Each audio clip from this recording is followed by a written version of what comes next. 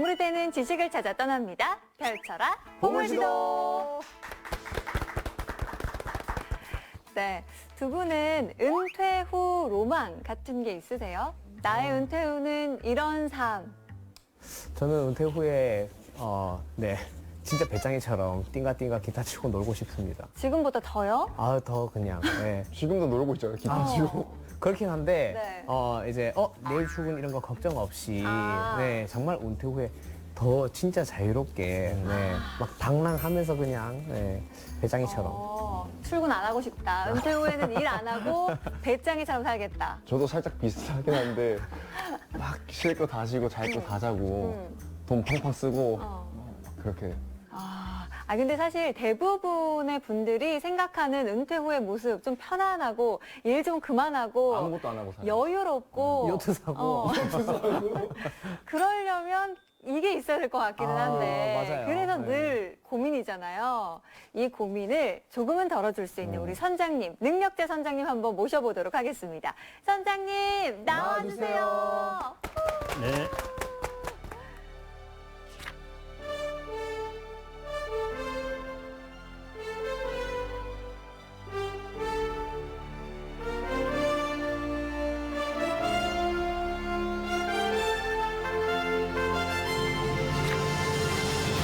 선장님, 제가 어디서 이런 말을 들었습니다. 소름 끼치는 말이더라고요.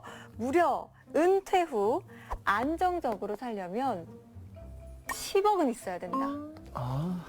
기본이다, 10억은. 예. 맞습니까? 동의하시나요? 국민연금을 150만 원 예를 들어 받는다고 생각하고 나이가 60세라고 그러면요. 그러면은 한 200만 원 정도가 더 있어야 이제 적정 생활비가 됩니다. 그러면 200만 원을 매월 국민연금처럼 받으려면은 자산이 얼마 있으면 되느냐 하려면은 대략 한 300에서 400을 곱하면 됩니다. 그래서 300을 곱하면은 이제 200만 원이니까 6억에서 400을 곱하면은 이제 8억 이 사이 정도이죠. 그 중앙값을 딱 가져오면은 7억 이렇게 됩니다. 그러니까 내가 국민연금을 받는다고 생각하면은 한 7억 정도 거기에다가 이제 유동성 자금이 좀 있어야 되겠죠. 한 1억이나. 그러니까 한 8억 정도 이 정도인데요. 집 포함해서 그렇게 생각하시면 됩니다. 왜냐하면 집 우리는 포함해서. 주택연금도 이제 받을 수 있기 때문에요. 네. 주택연금도 자기의 자산을 찾는 거나 마찬가지거든요. 그래서 집 포함해서 8억이라고 보시면은 그러면은 좀 뭐 합리적일 수 있겠구나 그런 생각이 드실 겁니다. 그럼 진짜 10억 있어야 되는 거 맞네요. 예, 그 정도 조금 이 필요할 정도 것 있으면 같습니다. 무의도식 할 수 있다. 무의도식 정도까지는 아닙니다. 요트 사고 그러려면 안 되고 은퇴 못 하겠어. 우리는 늙어 죽을 때까지 일해야겠다. 어느 순간 자산이 팍팍 모이실 거고요. 예, 지금 그 기준으로 너무 보시면 안 될 것 같고 제가 오늘 이제 주제는 이제 파슬이라는 주제를 했습니다. 은퇴하고 골프 치러 다니는. 은퇴 후에 골프를 골프 쳐라. 그래서 파스리 하면은 제일 먼저 골프 생각하시잖아요. 예. 근데 그 골프 파스리는 또 아닙니다.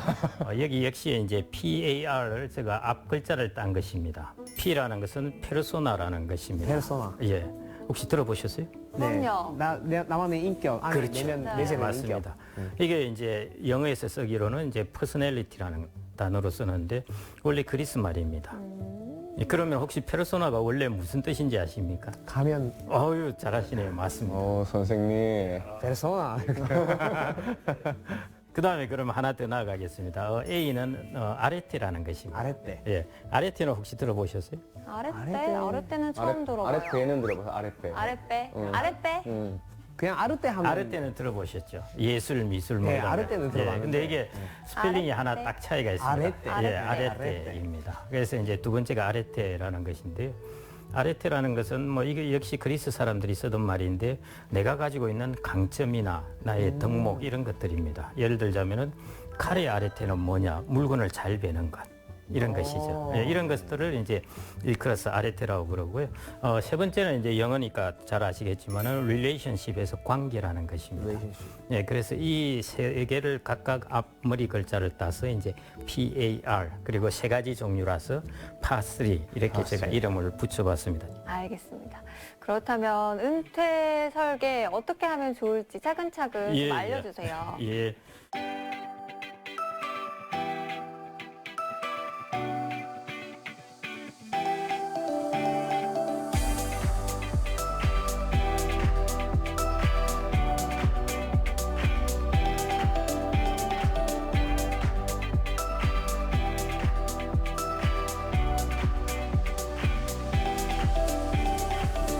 홈즈왈라에라는 이제 의사가 있었는데요. 그 의사가 저런 스트레스 지수라는 것을 만들어냈습니다. 그 스트레스 지수에 보면은 1위, 2위, 3위, 4위, 5위에 쭉 들어있는 것들이 배우자 사망, 이혼, 별거, 감옥 등의 수감 이렇게 되어 있습니다. 이런 것들에 스트레스를 많이 받는 것이죠.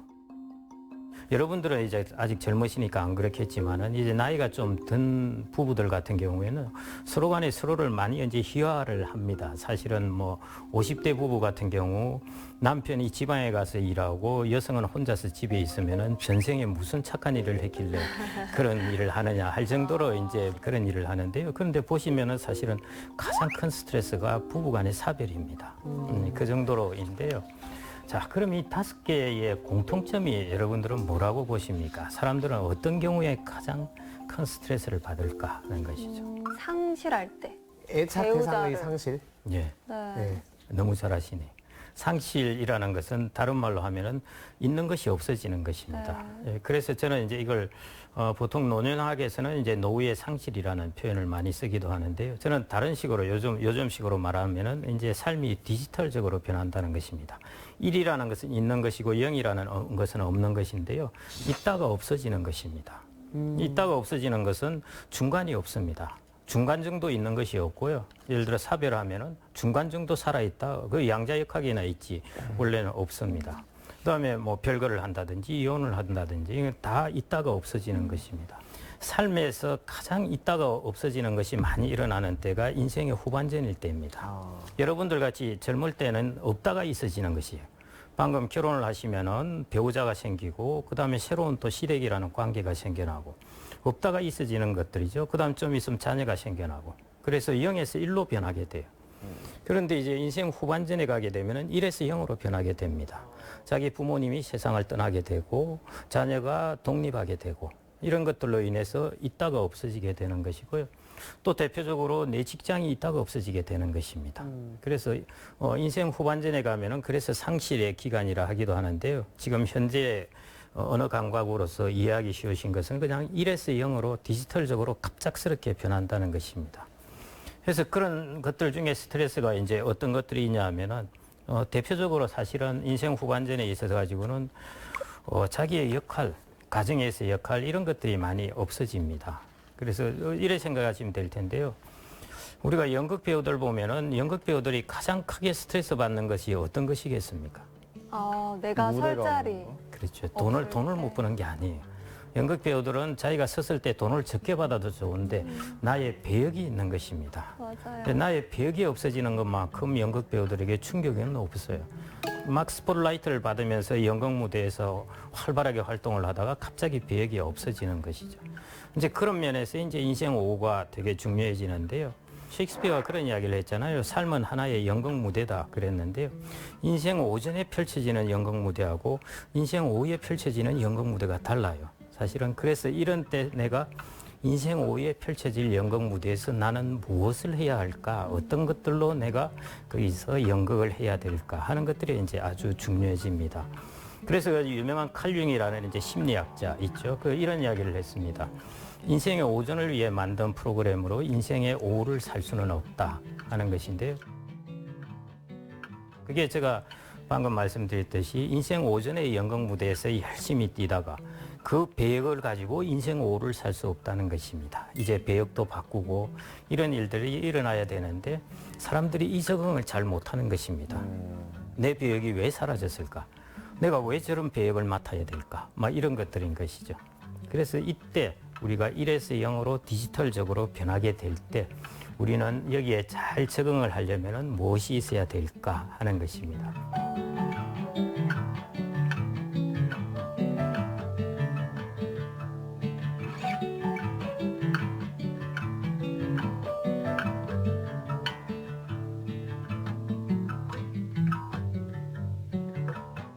그래서 이제 그 첫 번째가 페르소나를 잘 바꾼다인데요.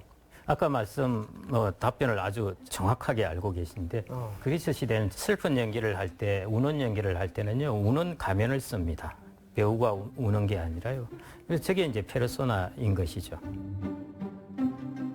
그래서 제가 아까 이제 말씀을 드렸습니다만은 우리 사람들도 삶에 있어서 다 페르소나를 쓰고 있습니다. 이제 그 자녀도 있고 그러실 텐데 자기가 비즈니스를 할 때 사람들을 대할 때 페르소나하고 집에 들어가서 자기 자녀가 아빠 하면서 뛰어놓을 때 페르소나가 다른 것이죠. 예. 직장에서 부장으로서 팍 이런 페르소나를 갖고 있다가 집에 가서 자녀가 뛰어오는데 이 페르소나를 그거 맞이할 사람은 없는 것입니다. 가정에 가면 페르소나가 바뀌는 것이죠. 사람들은 사실은 이런 페르소나를 쓰고 있어요. 근데 사람들이 이제 가장 오랫동안 쓰고 있는 페르소나가 직장에 있는 사람들이라면 자기 직장에서의 페르소나입니다. 이걸 거의 30년 이상 쓰고 있게 되는 것이거든요. 그런데 제가 아까 말씀드렸듯이 연극 무대가 바뀌게 됩니다. 그러면은 자기도 이 페르소나를 바꾸고 연극의 다른 이제 주역으로 가야 되는데요. 이 페르소나를 잘 못 바꿉니다. 아마 여러분들 주변에서 많이 보실 텐데요. 그 나이 드신 분들 모여서 할 때 보면은 무슨 김 사장, 뭐 김국장, 뭐 박국장 이렇게 부르는 것이거든요. 젊을 때 인생 오전에 가장 잘 나가던 때의 페르소나로 불려지기를 원한다는 것입니다. 페르소나를 하나를 이렇게 탁 고집을 하면서 살아가는 사람이 정신 건강에 좋겠습니까? 페르소나를 잘 바꾸는 사람이 정신 건강에 좋겠습니까? 바꾸는 사람이지 않을까요? 자기 정신 건강은 안 바꾸는 게 좋지 않아요? 그런가? 좀 고민됩니다. 이게 너무 많이 바꾸는 것도 혹시 스트레스지 않을까 싶기도 한데. 여성과 남성의 차이입니다. 여성들은 환경이 바뀌면 적응을 아주 잘해요. 그래서 여성들은 내가 A라는 동네에 살다가 C라는 동네로 이사를 가더라도 그쪽 사람들하고 잘 지내요. 남성들은 대구에 있다가 서울에 가도 자기 대구의 동창들 만나러 다닙니다. 네, 이건 너무. 진짜 커뮤니티 진짜 그래요. 아, 진짜요? 예, 모임에서 자기 커뮤니티에서 자기가 이사 간 곳의 커뮤니티에서 사람들 그게 잘 안 만나요. 잘 안 만나고 자기 회사 동료라든지 자기의 고등학교 친구라든지 이런 모임들이죠. 이런 모임이 남성은 이제 그런 특징을 갖고 있습니다. 근데 여성들 같은 경우 항상 그 커뮤니티에서 들어가서 얼마 안 있으면은 이미 그 주변의 사람들을 쫙 알아버리거든요. 페르소나를 잘 바꾸는 겁니다. 제가 이제 정신과 의사분에게 여쭤봤어요. 저도 이제 생각을 하기를, 야, 그래도 사람이 간사하게 말이야. 페르소나를 탁 하나를 가지고 살아야지. 이리 바꾸고 저리 바꾸고 되겠나 했는데, 정신과 의사분이 페르소나를 잘 바꿀 수 있는 사람이 정신건강에 좋은 사람이랍니다. 그래서 여성들이 남성에 비해서 상대적으로 오래 살기도 하고 잘 적응하기도 하는 것입니다. 그래서 페르소나를 잘 바꿔야 돼요. 그게 이제 대표적인 게 여성들은 그래서 퇴직하고 나서 인생 후반에 저런 스트레스를 별로 안 겪어요, 사실은. 근데 남성들은 이제 그런 스트레스를 엄청나게 겪게 되거든요. 그 페르소나를 이제 잘 못 바꾸기 때문입니다. 그런데 잘 안 되죠, 사실은. 그래서 적응해 나가는 과정이고, 가정에서도 마찬가지 이제 저 페르소나도 바뀔 수밖에 없죠. 자녀가 있고, 제가 또 가정을 이렇게 상당히 리더하고 있을 때하고, 그 다음에 자녀도 이제 출가해서 떠나가게 되고, 부부만 남아있을 때는 어떤 가정을 리드해 가기보다는 이제 같이 동반해서 가야 되는 그런 입장의 페르소나로 바뀌어야 되는 것입니다. 그런 의미에서 이제 페르소나를 이제 잘 바꾸는 것, 그게 첫 번째로 중요한 부분이고요.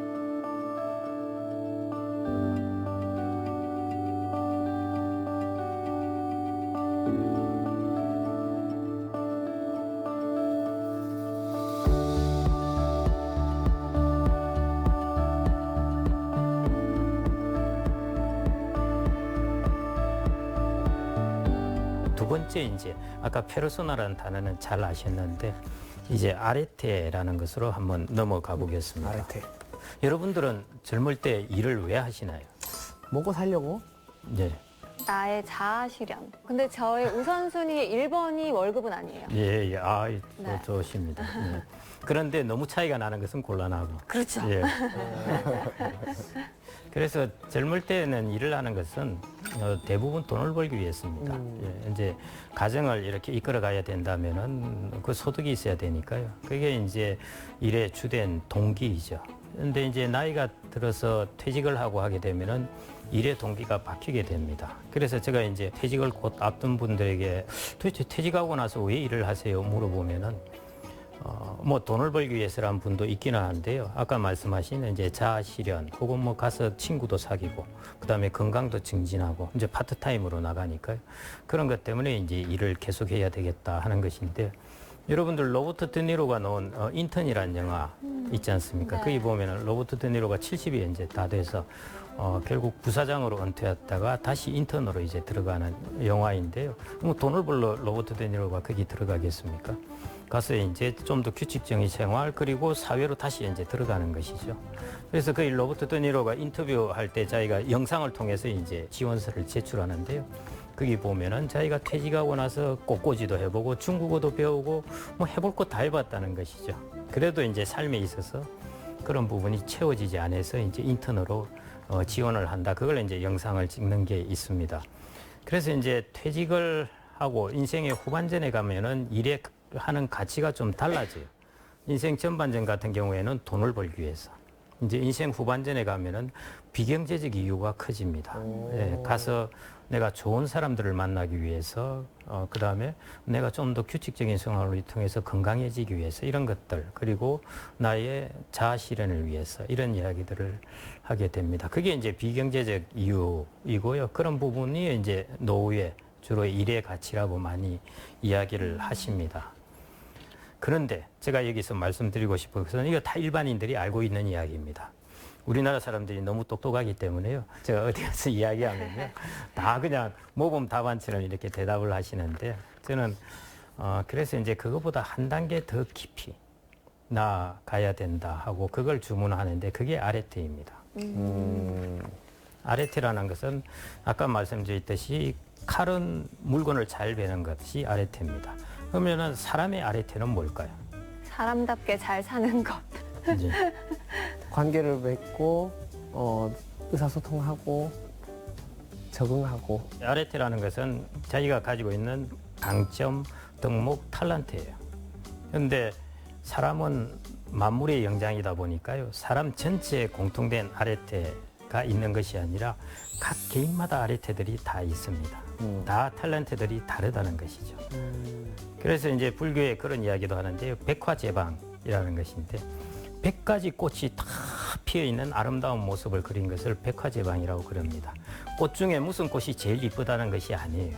모든 꽃들이 다 이쁘다는 것입니다. 그 말은 사람 하나하나가 다 아레테를 가지는 각각의 꽃의 모양이라는 것이죠.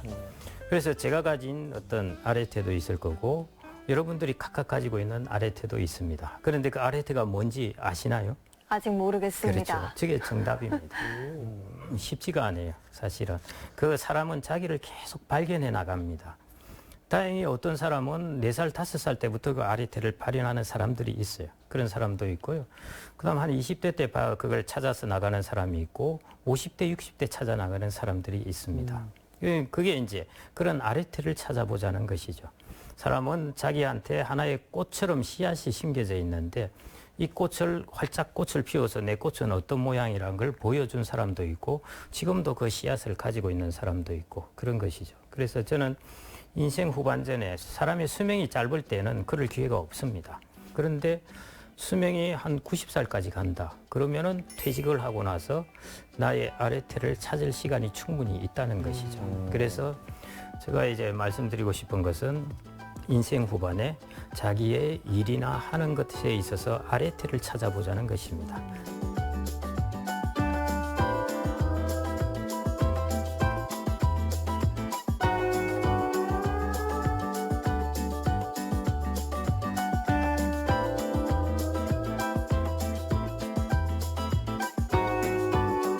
여기까지 이야기하면은 아직도 불투명하시죠? 그래서 제가 예를 하나 들어보겠습니다. 네. 여러분들 영어 단어 중에서 프라스프라는 단어하고 플라릿이라는 단어가 있습니다. 네. 예, 뜻이 프라스프는 무슨 뜻입니까? 번창하다. 예, 플라릿이는 무슨 뜻입니까? 그것도 번창? 그렇죠. 번영? 예, 네. 두 단어의 차이가 뭘까요? 철자가 달라요. 예, 그러면 우리말은 똑같이 번성하다고 번역을 해요. 네.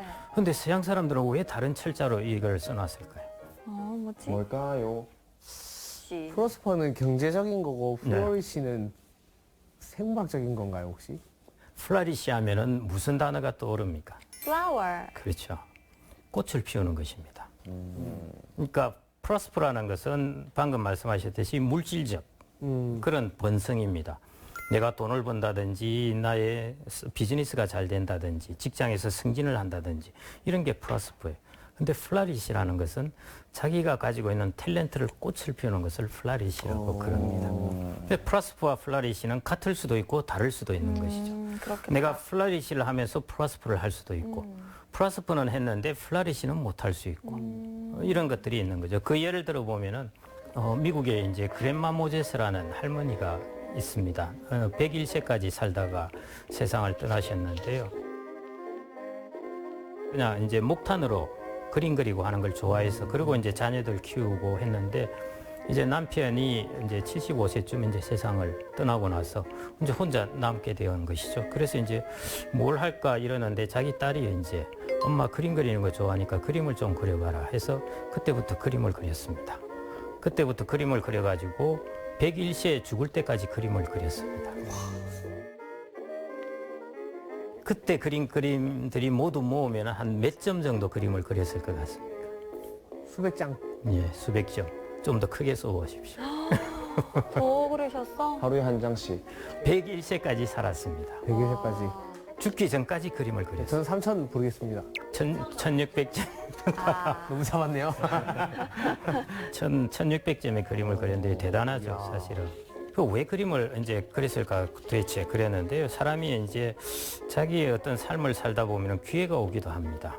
이제 그랜마 모제스가 그림을 그리니까 그 약국에 있는 사람이 당신 그림 그린 거 우리 약국에 좀 걸어놔 보세요. 팔리면은 팔아서 주겠다고 그런 것이죠. 약국에 이제 자기 그림을 그려놨는데 마침 뉴욕의 갤러리 화상이 오다가 그 그림을 보게 된 겁니다. 그래서 저 그림 누가 그렸냐 해서 그 보니까 그림이 너무 천진난만하게 잘 그려져 있어요. 그걸 뉴욕에 전시회를 한 것입니다. 그래서 이제 그랜마 모제스는 그때부터 전국에서 이제 유명해지게 되는데요. 원래 그랜마 모제스는 애칭입니다. 그랜마는 할머니잖아요. 그래서 한마디로 모제스 할머니인 것이죠. 국민 할머니가 된 것입니다. 이 그랜마 모제스 같은 경우에는 이제 75세 늦은 나이에 자기가 그림 그리는 것이라는 아르테를 발견해서 그걸 101세까지 이제 하면서 1600점의 그림을 그렸던 것입니다. 그래서 우리가 그랜마 모제스의 할머니를 예를 들자면은 저거는 나하고 동떨어진 일이야.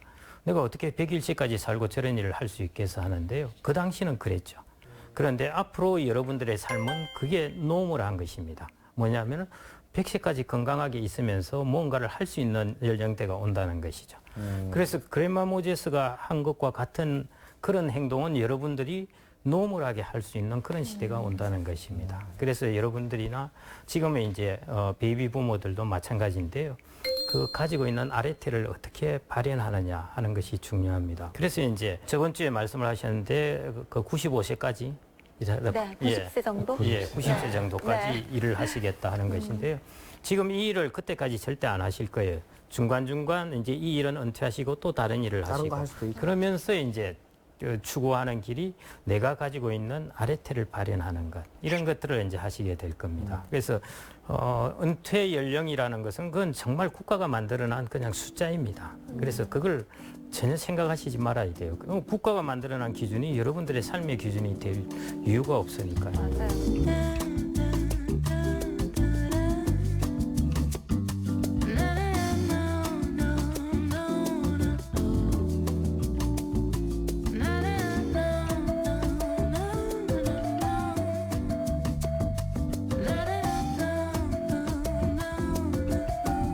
이거를 못 찾고 죽을 수도 있어요. 좋은 질문을 하셨어요. 네. 어떻게 찾을 수 있을까 하는 것이죠. 못 찾을 수도 있습니다. 그런데 제가 뭐 삶을 오래 살은 것은 아니지만요. 사람이 살다 보면은 이상하게 그 길로 가게 되어 있어요. 네. 제가 이제 한번 퇴직하고 나서 방송대에 이제 들어가려고 하니까 성적 경쟁서를 떼가서 제출하라고 그러더라고요. 그래서 제가 대학교 때 성적 경쟁서를 한번 떼봤습니다. 떼보면서 학점을 쭉 보니까 재밌는 사실을 발견했어요. 저는 수학을 아주 잘했다고 생각을 하는데 수학이 부전공이거든요. 생각보다 수학은 그렇게 잘하지 못했어요. B도 받고 그런 거거든요. 전 올해 다 받은 줄 알았더만 B도 꽤 있어요. 그런데 이제 저는 철학을 많이 하고 싶었는데 철학의 학점이 C예요. 그래서 저는 철학자 안 되기 정말 잘했고요. 물론 그 하나가 전부는 아니겠지만은 근데 제가 의외의 것을 발견했어요. 제가 전혀 신경을 쓰지 않은 것이 국어였습니다. 국어가 1학년 때 1년 동안 듣는 것인데요. 그 2학기 동안 학점이 다 A뿔이에요. 오. 저는 신경을 안 썼는데 그때 국어 때 제일 중요하게 여긴 것이 글을 써서 내는 것이었습니다. 그게 이제 A뿔이었던 것이죠. 그래서 제가 하는 일이 뭐냐. 제가 처음에 이제 은행에 들어가면서 사실은 현업의 일을 하고 싶었는데 은행에 있다가 또 은행 소속의 연구소로 가게 되었어요. 또 이게 싫어가지고 또다시 현업에 들어와서 투자에 관련된 일을 한 20년 넘어 했는데 또다시 저희 SN 내에 있는 은퇴연구소로 또 발령이 났어요. 그다음에 은퇴연구소를 퇴직하고 나니까 이 관련된 일을 합니다. 그래서 제가 지금 책을 5권 썼죠. 그다음에 칼럼 막 쓰고 있죠. 제가 보면은 제 성적 증명서에 나와 있는 가장 잘했던 그 길을 걷고 있는 것이에요. 그래서 사람의 삶이 살아보다 보면은 자기의 어떤 아레테나 탤런트가 아닌 길들은 이상하게 막히고 자기의 아레테, 왜냐하면 그걸 잘할 수 있으니까요. 그 길 쪽으로 묘하게 이제 흘러가는 것이죠. 그래서 삶의 방향이 바뀌더라도 아, 내가 이런 쪽에 나의 아레테를 찾아가는구나 이렇게 생각을 하시면은 나중에 그래서 행복한 사람은 정말 나의 천재적인 기질을 일찍 발견하는 사람이 있는데요. 대부분은 그렇지 못해요. 그래서 그렇게 이제 이어간다 생각하시면 될 것 같고요. 그래서 제가 이제 농담처럼 하는 이야기가 성격 경명서를 한번 떼봐라. 그러면은 여러분들의 아레테가 어디 있는지 볼 수가 있을 것이다. 내가 생각지도 않은 것인데 학점을 엄청 잘 받았다 하면은 그게 이제 소질이 있는 것이죠. 궁금하다. 나의 아레테. 그렇죠. 그런데 이제 좀 시간이 지나 보시고 또 자기가 나중에 이제 발견할 수도 있고 그렇습니다. 그리고 그 아랫대가 내가 좋아하는 거하고 내가 하고 싶어 하는 거하고 다를 수도 있어요. 항상 일치할 수는 없죠. 멋지게 되고 싶은데 나의 아랫대는 다른 쪽으로 계속 가는 것이죠. 많은 분들이 근데 이걸 경험하실 것 같아요. 난 사실 이걸 되게 좋아하는데 예. 내 아랫대는 이쪽일 경우가 많을 것 맞습니다. 그리고 자기가 사회적으로 선망하는 곳을 자꾸 찾으려고 그러죠. 예, 그런데 그거보다 자기 아래태는 다른 곳일 수도 있는데요. 젊을 때는 이제 사회적 선망의 길을 택할 수도 있는데 이제 인생 후에는 이쪽을 가도 된다는 것입니다. 그래서 여러분들이 앞으로 계속 나를 발견해 나가는 과정, 그게 나의 아래태를 이제 찾아 나가는 과정입니다. 나를 그게- 찾아 떠나는 여행이에요. 예, 그렇게 보실 수도 있고요. 예.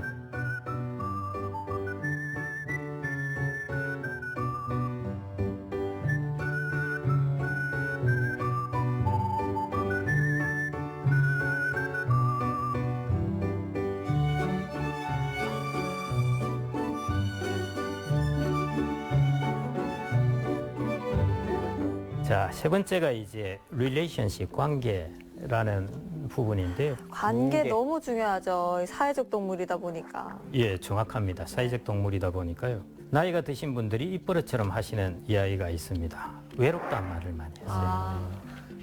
저희 어머니께서 언제 94세 만으로 그러신데요. 한 90 초반부터 항상 저희 외삼촌들 다 돌아가시고 동서들 다 세상 떠나고 친구들 세상 떠나고 그러다 보니까 항상 외롭다는 말을 이제 가끔씩 하시는데요.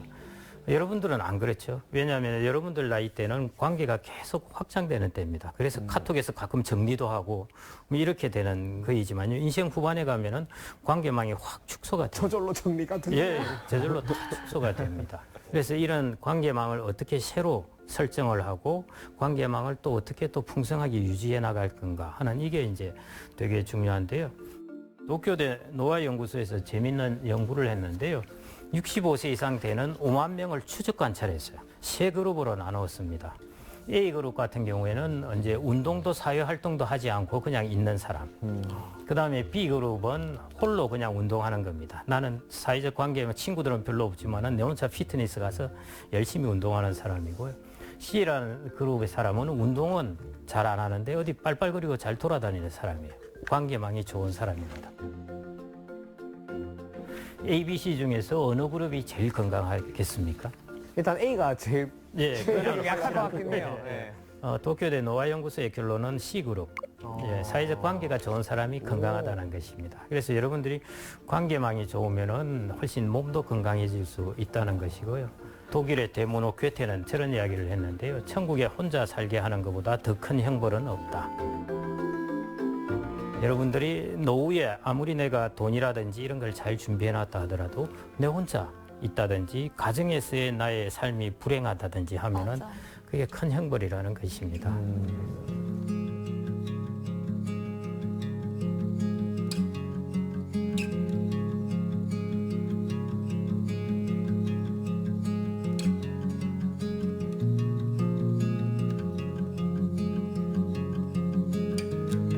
그래서 이제 부부의 관계망 혹은 이제 은퇴한 부부들에 있어서 부부의 관계가 어떤가 이런 부분을 좀 말씀드리고자 하는데요. 저는 이제 이렇게 보고 있습니다. 모든 관계망의 베이스 캠프는 부부의 관계망입니다. 저게 가장 탄탄한 베이스 캠프고요. 저게 잘 돼야 다른 여러분들이 암벽도 오를 수도 있고 에베레스트 산을 정복할 수도 있습니다. 그래서 부부의 관계라는 것은 노후 생활의 이제 베이스 캠프와 같아. 그래서 이제 그 부분을 살펴보겠습니다. 자, 은퇴 부부의 위기. 여러분들 은퇴 부부는 어떤 위기에 빠질까요? 왜 위기에 빠질까요? 이제 자녀들이 독립을 해가지고 자녀로 연결되어 있던 그 유대감이 내가 자식 때문에 산다 하는 게 이제 없어진 거죠. 예. 그래서 황혼이혼 하시고. 자식 관계망만 떨어졌는데 이혼을 하시나요? 아니 황혼이혼이 요새 또 예. 하시는 우리 앞부분은 어르신들이 정확히 맞으십니다. 많으시더라고요. 예. 그러면 예, 정확히 그거 아닐까요? 맞았습니다. 그 이제 일한다고 많이 떨어져 지냈는데 예. 그렇게 오래 지냈는데 계속 붙어 있지 않니? 너무 또 서로 숨막혀. 이 둘을 결합해 보십시오. 자, 지금까지 자녀와 그다음에 아내가 주로 삶을 살아가고 있고 남편은 밖에서 삶을 살아가고 있다가 자녀가 떠났습니다. 그런데 아내 혼자 있죠. 네. 그게 방금 말씀하신 거예요. 그런데 말씀하신 것은 여기로 남편이 뛰어드는 들어와요. 것이죠. 여기서 전혀 다른 이제 환경을 맞게 되는 것입니다. 그게 이제 은퇴 부부의 위기라는 것이고요. 그래서 이제 황혼이혼 이런 것들을 여기에서 우리가 어떻게 이 부분의 환경의 변화에 잘 적응하느냐 하는 것들이 이제 결정하게 되는 것이죠. 그래서 일본에 이제 바쇼라는 사람이 지은 유명한 하이쿠가 있는데요. 개구리 한 마리 오래된 연못에 뛰어드네 퐁당. 자, 이게 어떤 게 연상되십니까? 오래된 연못, 잔잔한 곳에 개구리 한 마리가 퐁당 뛰어든 것입니다. 아까 여기 말한 거 아니에요? 예, 연못에 파장이 촥 네. 일어나게. 그게 은퇴 부부의 상황인 것입니다. 남편이 집으로 들어간 거 아니에요? 그렇죠. 맞아. 개구리가 죄송합니다만. 들어와. 예, 저 정도의 개구리가 큰 된 것이죠. 파장이라는 거죠. 네, 그렇죠. 그게 이제 파장이 쫙 일어나는 것입니다. 그래서 저는 이제 여기에 대해서 그런 이야기를 하는데요. 제가 이게 칼럼을 쓴 그 중에 그래도 상당히 반응이 좋았던 것이 은퇴 부부가 가져야 할 3공입니다. 30. 예, 3공인데요. 공공. 첫 번째 공이 이제 공간입니다. 두 번째가 이제 공감, 이 함께 공자죠. 네. 그런 뜻이고 세 번째가 공분, 이거는 나눌 공자입니다. 이렇게 세 가지의 이제 저는 공을 가져야 한다 이렇게 보는데요.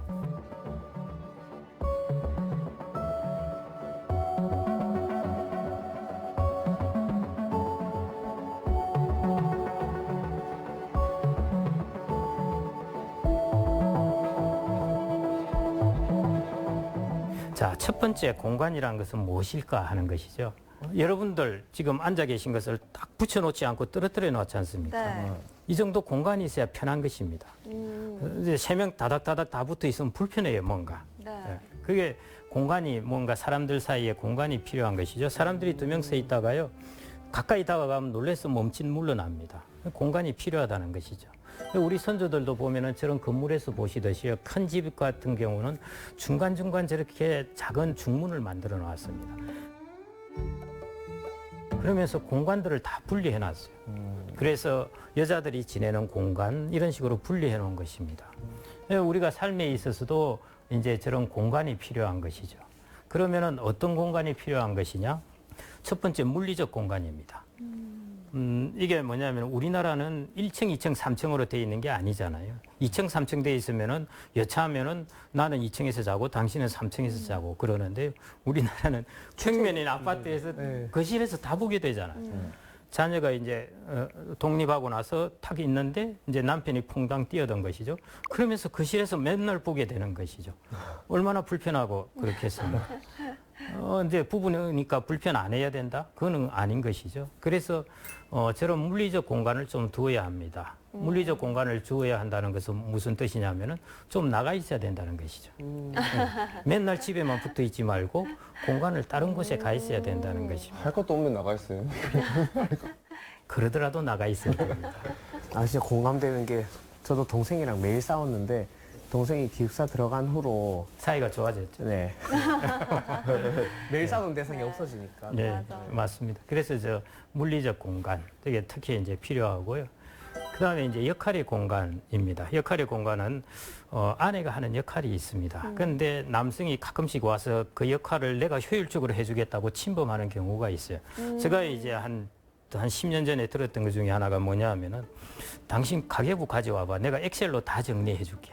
아, 요즘이야 다 정리되지만 옛날에는 없었잖아요. 그래서 나의 사무 능력을 발휘해서 일목요연하게 정리해 주겠다. 가져오고 싶겠습니까? 아니요. 그거 자꾸 가져오라 그러면은 그거 이제 역할의 공간을 침범을 하는 것입니다. 그리고 뭐 집안 정리 잘하니까 내가 다 정리해 주겠다. 그럼 다 다른 것들이 드러나는 것이죠. 역할을 침범하지 말아야 할 공간이 있는 것입니다. 그래서 그게 이제 물리적 공간, 역할의 공간, 그 다음에 이제 시간의 공간도 필요한 것이죠. 이제 부부들 간의 시간을 어떻게 생각을 하고 있냐 봤더니 여성들에게 물어보니까 남편과 보내는 시간을 더 줄이고 싶다고 나와 있습니다. 남성들에게 물어보니까 뭐라고 답을 했겠습니까? 늘리고 싶다. 예, 아, 늘리고 싶다. 있는 시간을 더 늘리고 싶다는 거죠. 어, 이게 동상이몽인 거예요. 왜 그런 차이가 발생하죠? 여성들 같은 경우에 자기의 커뮤니티가 다 있습니다. 있고 젊은 세대는 다르지만요. 이 이제 베이비붐 세대들은 부부가 있다면은 여성들은 여전히 남편 뭔가를 밥을 해줘야 되고 자기 스스로 뭘 잘 못하잖아요. 그 불편한 것이죠. 그런데 남자는 그게 편하니까. 그러니까 자꾸 이제 자기 아내에게 자꾸 붙는 것입니다.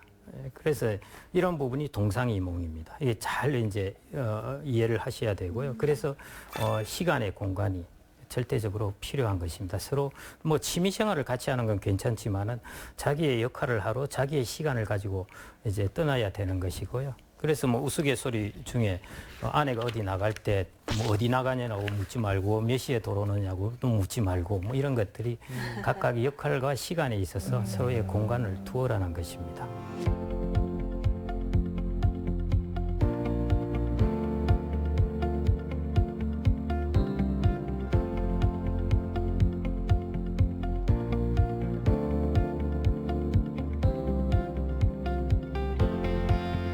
두 번째가 공감입니다. 자, 이게 제가 이제 부부의 깊은 슬픔을 이해해야 된다 이런 말을 했는데요. 이게 도대체 무슨 뜻일까 하는데 여러분들이 공감이라고 그러면은 영어로 하면은 주로 sympathy 이 단어를 씁니다. sympathy라는 것은 나의 감정을 갖게 한다는 것이죠. 그런데 저 공감은 compassion입니다. 연민 이렇게 번역되기도 한데요. 패션을 같이 한다는 것이죠. 패션은 여러분들 무슨 뜻입니까? 열정이죠. 여기서는 열정이라는 뜻이 아닙니다. 여기서는 깊은 슬픔을 패션이라고 그럽니다. 그래서 패션의 뜻이 열정도 있지만은 고난, 깊은 슬픔 이런 뜻도 있습니다. 그래서 컴패션은 깊은 슬픔을 같이 하니까 연민이라고 번역을 하는데요. 가끔 공감이라고도 번역합니다. 도대체 어떤 깊은 슬픔이길래 하는 것이거든요. 이 영화 혹시 보셨어요? 송강호가 나온 우아한 세계. 깡패 조폭 맞습니다. 같은 거. 예, 맞습니다. 말씀하셨듯이 송강호는 이제 조폭인데 소위 말해 직업적 조폭입니다. 자기 아들은 캐나다에 가 있는데 딸은 돈이 모자라서 엄마하고 한국에 있는데요. 그래서 이제 조폭 일을 해서 학비도 보내주고 하는데 자기 아내는 심심하면은 이 깡패 새끼야 그렇게 하고요. 그다음에 자기 딸의 일기장을 어느 날 봤더니 우리 아빠는 왜 다른 조폭처럼 칼에 맞아 죽지도 않아? 이런 이야기를 써놓은 겁니다.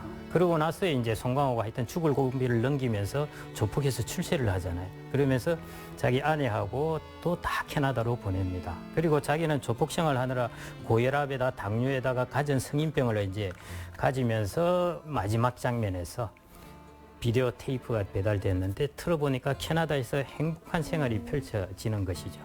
그걸 보면서 송강호가 처음에는 흐뭇해서 막 먹다가 어느 순간 막 딱 먹는 것을 멈추고 울다가 라면상을 걷어차버리죠. 저 영화에서 우아한 세계는 누구의 세계일까요? 그 부인과 딸의 그렇죠. 세계. 정확합니다. 그 우아한 세계를 바치고 있었던 사람은 누구겠습니까? 우리 네. 송강호 배우님요. 온갖 조폭 일을 하는 송강호인 네. 것입니다. 그래서 저게 일종의 남성의 깊은 슬픔의 세계입니다. 남성은 이제 자기의 저 우아한 세계를 바치기 위해서 자기가 이런저런 희생을 하면서 가지고 있는 깊은 슬픔을 이야기하는 것이죠. 그런데 여성은 저걸 이해를 하는 사람도 있지만 하지 못하는 사람도 있습니다. 어떤 생각을 하느냐, 여성은 남성 같은 경우에 심심하면 출장도 가고 워크숍도 간다 그러고 골프도 치러 나가고 밖에 나가서 열심히 즐겁게 사는데 그 뭔 스트레스가 쌓이느냐, 이런 생각을 하는 사람이죠. 여성이 남편이 들어왔을 때 당신 한 게 뭐 있다고 밖에 나가서 이때 동안 잘 놀다가 들어와가지고 집에 들어와서 한 게 뭐 있다고 이렇게 하면은 남성은 동굴로 들어가 버려요. 에이 하고 그냥 말을 안 해요. 네. 그때부터 침묵을 하고 자기 세계 속으로 들어가 버립니다. 입국답. 이게 여성과 남성의 큰 차이 중에 하나인데요. 여성은 터뜨려 버려요. 그래서 막 말을 하고 그러는데요. 남성은 그렇게 되면 입을 딱 닫아버리고 자기의 동굴 속으로 들어가 버립니다. 어쨌거나 절대 서로에게 하면 안 될 말이에요. 그렇죠. 네. 한쪽이 터지든지 한쪽이 동굴 속으로 들어가든지 여하튼 거기서 이제 문제가 생긴다는 것이죠. 그럼 사실은 상대방이 가진 깊은 기쁨이야 나누지 않아도 그 사람은 충분해요. 그런데 깊은 슬픔은 상대방이 그래도 어느 정도 이해를 하고 나누어야 이것들이 되는데요. 더욱이 안 좋은 것은 그 깊은 슬픔을 모르고 건드리는 것입니다. 그게 이제 절대적으로 하지 말아야 되는 것입니다. 하버드대 심리학자가 쓴 책 중에 단어로 보면 이런 단어입니다. 마인드리스와 마인드풀입니다. 마인드리스는 아무 생각 없이 그냥 상대방을 대하는 것이고요. 마인드풀은 상대방의 입장에서 이해를 해보고 하는 것이죠. 그러면은 저 친구가 1시간이 늦게 왔다. 마인드리스인 사람은 벌컥 화를 내요. 그다음에 마인드풀인 사람은 오면은 너 오다가 무슨 일이 있었지 대체 뭐 큰 사고 날 뻔했느냐 이렇게 물어본다는 것이죠.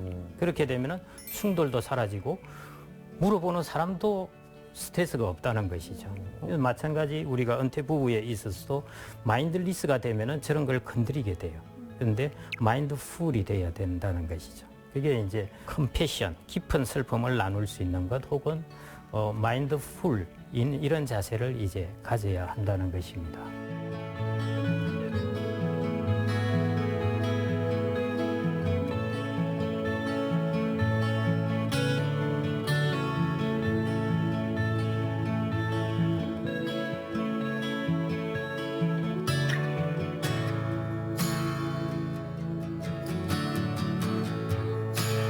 그다음에 세 번째가 공분입니다. 이것은 이제 집안일을 같이 나눈다는 것인데요. 이것은 분노의 분자가 아니고 예, 분담한다. 맞습니다. 아, 그래서 안 분담하다. 그래도 이게 제가 국문학을 전공한 제 친구도 그랬고 네. 이게 이런 공부는 이런 데 잘 안 쓴다. 공부는 잘 뻔했네요. 예, 같이 분노한다는 단어로 쓴다 그랬는데 그래도 될 것 같긴 해요. 이게 약간 똘똘 뭉쳐서 하나가 되는 거죠. 예. 예. 저 공부는 집안일을 같이 나누자는 것인데 이제 남성들이 생각하기 착각하기 쉬운 것 중에 하나가 이제 자녀들이 다 떠나갔으니까 집안일이 훨씬 적어졌으니까 이제 당신 집안일 하기 훨씬 편해졌겠다는 것이죠. 당신 때문에 아니야. 네. 뿐만 아니라 당신이 있잖아. 여성들은 나이가 들어가면서 힘들어져요. 맞아. 그래서 집안일을 같이 공분 나누어서 해야 된다는 것입니다. 그래서 아까처럼 이제 잔잔한 오래된 연못에 개구리가 퐁당 뛰어들어서 이게 퍼지는 것들이 잔잔하게 아름답게 퍼지려면은 저렇게 공간, 공감, 공분 이 세 가지 이것들을 이제 잘 해야 될 것 같고요. 제일 중요한 것은 아마 공감 저게 아닐까 싶고요. 기억하기 쉽게 하려고 제가 별의별 이런 것들을 다 만들어내는데 말씀하신 걸 들어보니까 딱 한마디로 정리하자면 그럴 것 같아요. 조금은 떨어져서 서로를 위로를 하면서 힘든 일을 나누고 같이 하자. 예. 이러면 정말 최고의 부부가 되지 않을까. 실천이 물론 어려운 거겠지만. 네. 그냥 성공을 한마디로 해버렸네요. 정리를 잘해 주셔서 정말 감사합니다. 예. 그래서 앞으로 이제 은퇴 부부들 여러분들도 해당되겠네요. 그 부부들의 베이스 캠프를 튼튼히 하려면은 나도 집에 3공을 두고 있다. 예. 3공을 두고 나의 가정을 다스린다 했어요. 그래서 공간, 공감, 공분 이것을 생각을 하시고요. 이걸 잘 실천하시면은 아마 행복한 생활이 되실 것 같습니다. 그래서 오늘 저의 결론은 아까 파3 파스리. 말씀을 드렸는데요. 인생 후반의 파스리입니다. 그래서 그 페르소나를 여러분들이 잘 바꿔 쓰는 것, 그 다음에 아레테를 아주 삶을 길게 보고 더 깊은 곳으로 자기의 탤런트를 개발하는 것, 그 다음에 마지막 릴레이션십, 관계망이고 그 중에서 이제 가장 중요한 은퇴 부부의 30, 이 세 가지, 이 파3 이걸 잘 실천을 하시면요. 여러분들 꼭 돈을 자산 관리를 잘하는 것, 그 다음에 떠나서 나 자신의 주변을 잘 관리하는 것도 아주 중요한데요. 그걸 관리하는 데 있어서는 이 파3를 잘 기억하시면 좋을 것 같습니다.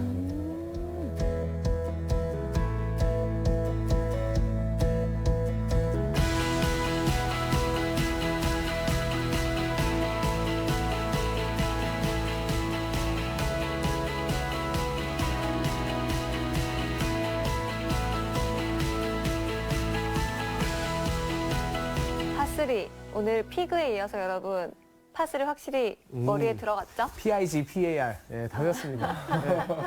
또 이런 생각하시는 분들이 있어요.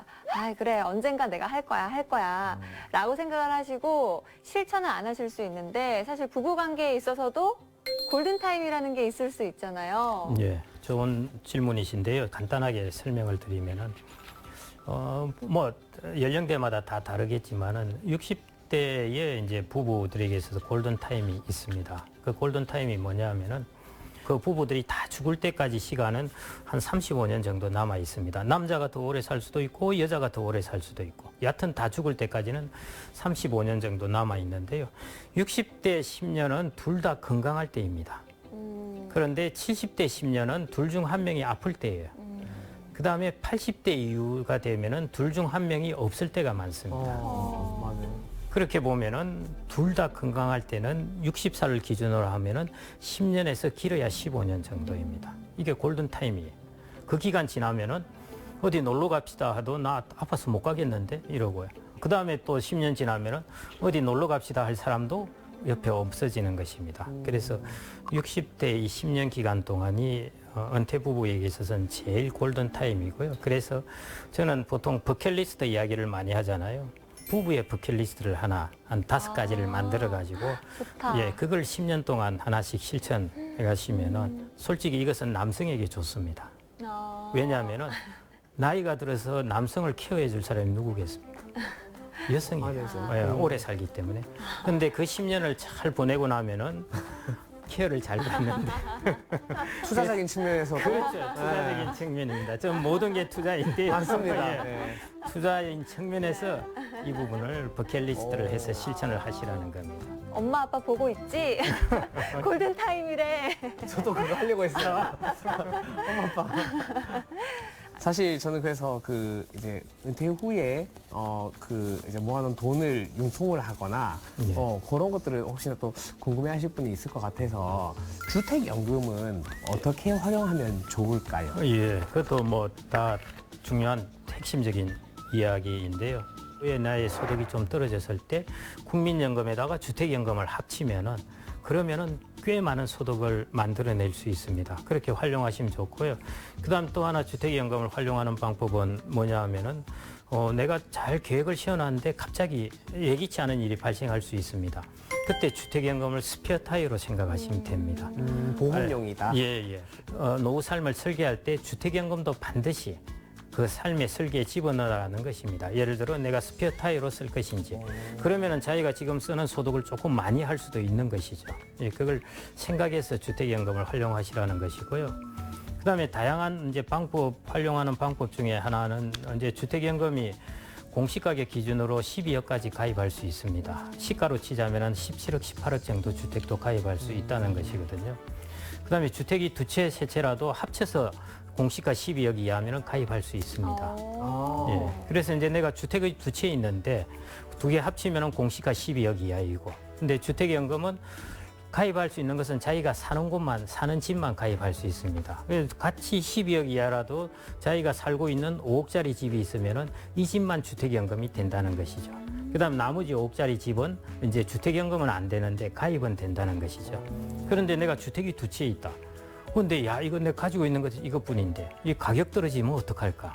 이런 고민이 있으면은 한 채는 주택연금으로 자기가 소득을 마련하고 한 채는 임대로 주어가지고 임대 소득을 받고 하면 이 둘의 이제 소득을 합치면요 주택연금에 가입하면은 그 즉시로 자기의 주택 가격 하향 리스크는 없어집니다. 그러니까 그걸로 이제 해지를 다 해버리는 것이죠. 알겠습니다. 오늘 저는 선장님의 말씀을 들으면서 은퇴 후 노년의 삶에서 경제적인 것뿐만 아니라 정서적인 부분도 너무나도 중요하다라는 생각이 들었습니다. 오늘 강의 한마디로 정리를 해주신다면요? 오늘의 강의를 한마디로 정리하면요 결국에 이제 파3로 잘 대응을 하라는 것인데요.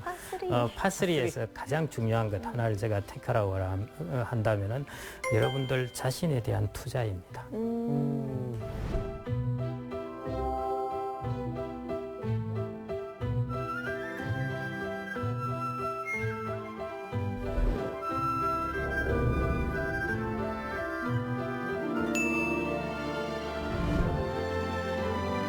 오늘 선장님과 함께 은퇴 후 삶에 대한 설계 조금 생각을 해보는 시간을 가져봤는데 두 분은 오프닝 때 드렸던 질문을 다시 드리면 조금 답이 달라졌을 것 같아요. 달라졌습니다. 그렇죠. 내 은퇴 후의 모습 지금은 어떻습니까? 네. 이제 무의도식하는 배짱이보다는 저도 제2, 제3의 또 이렇게 인생이 계속 또 생기는 거니까 지금부터라도 저도 능력을 좀 키우고 새로운 인생을 좀 준비해야 되지 않을까 좀 생각이 들었습니다. 저는 사실 뭐 돈만 있다면 일단은 놀고는 싶어요. 아, 일단 좀 놀겠다. 좀 놀아보고. 놀 수 있을 때까지는 좀 놀아보겠다. 만약에 이만큼 내가 일을 열심히 했다면 좀 놀아는 보고 싶어요. 맞아요. 잘 노는 게 아리테일 수도 있습니다. 그렇죠. 예, 그럴 것 같아요. 저는 잘 놀아라 찾았다. 해도 재미가 없어요, 노는 게. 그래서 찾았다. 저는 이걸 하는 거고요. 그래서 잘 노는 걸 통해서 네. 그걸 통해서 또 뭔가 비즈니스 모델을 만들 수도 있습니다. 맞습니다. 오, 찾았네, 아르떼. 벌써 너무 일찍 찾았는데. 그러네, 너무 일찍 찾았네. 알겠습니다. 은퇴에서 은은 숨을 은자입니다. 하지만 우리가 어떻게 하느냐에 따라서 이 은이 실버로 바꿀 수도 있지 않을까 하는 생각이 들었습니다. 내 노년의 삶을 바꾸는 은퇴 설계, 지금 바로 시작해 보시기 바랍니다. 다음에도 흥미로운 주제로 찾아오겠습니다. 다음 주에도 찾아라 보물지도.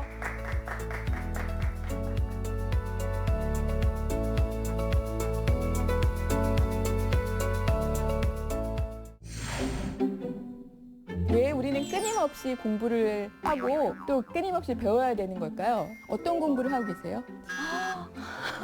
방금 이거 안 봐봐, 한다고. 질문만 할 줄 알았지. 작년에 BBC하고 제가 인터뷰를 했는데 한국의 수능 시험이 세계에서 가장 어려운 시험이라고 하더라고요. 네, 난이도가 가장 아이들이 높다. 스트레스 많이 네. 받는 시험. 그렇다면 여기서 그냥 이렇게 살아야지 이렇게 할 것인지 아니면 새로운 변화를 시작해야 되는 거 아닐까. 그 공부를 하는 이유가요. 그 자체가 즐길 수 있어야 되는 게 공부라는 거예요. 삶에서 경험하는 모든 것. 네, 지금도 공부 중이네요. 공부 중이에요 우리는.